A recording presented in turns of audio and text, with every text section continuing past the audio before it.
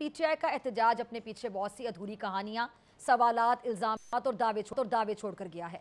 हुकूमत शादियाने बजा रही है कि एहतजाज नाकाम हो गया और अब एक अरसे तक पीटीआई इस्लामाबाद पर चढ़ाई का सोचेगी भी नहीं, जबकि पीटीआई का कहना है कि ऐसा सोचना भी ना, हम फिर आएंगे और उस वक्त तक आते रहेंगे जब तक अपने कप्तान को अडियाला जेल से निकाल नहीं लेते। इतलात आई हैं कि पीटीआई खैबर पख्तूनख्वा की पार्लिमानी कमेटी ने इजलास में दोबारा इस्लामाबाद पर चढ़ाई का फैसला किया है। कहा यह गया है कि इस बार भरपूर तैयारी के साथ इस्लामाबाद पहुंचा जाएगा, जबकि दूसरी जानिब हुकूमत का रवैया कदरे जारहाना हो चुका है।